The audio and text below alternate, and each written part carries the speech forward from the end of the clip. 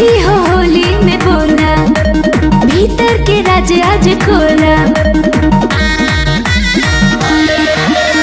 तू उघारी बतियावा, मरद के दर्द बतावा। तोहरा सवांग के विचार कैसन, तोहरा मरद के दर्द कैसन। हमर मारा दाता मुडल जवान हवे, सोना के खदान हवे हो। हमर मारा दाता सचहु नवाब हवे, फूलवा गुलाब हवे हो।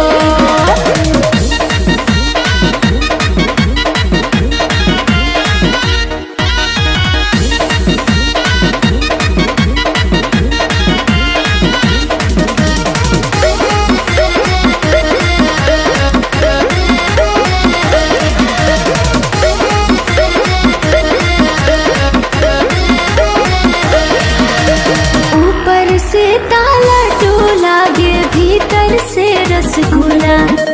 खोल के खोला पले न उड़ावे, बोले खोलम खोला। 56 इंच के सीना राखे, 2.5 किलो के बाजू। किस के उता किसमिस माने, उठ के जाने काजू।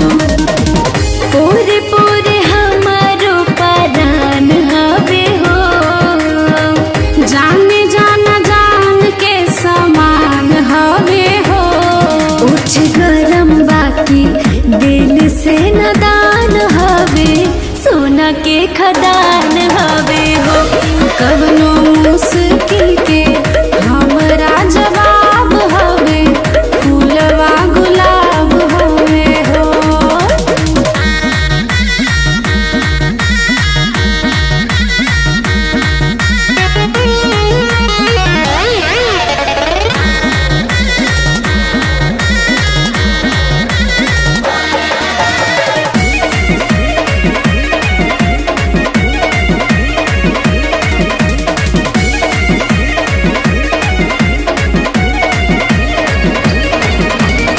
भारी फागुन मस्त रहेले, पिचकारी के साथे।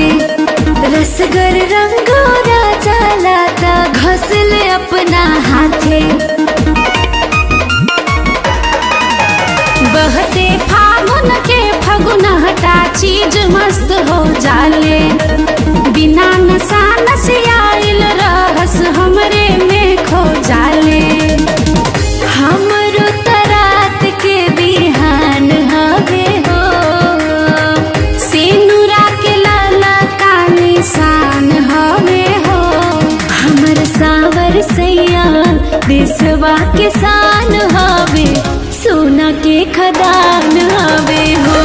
प्यार करे में त तू हो बेहिसाब हवे, फूलवा गुलाब हवे हो। भाई लव यू भाई। हैप्पी होली। हैप्पी होली।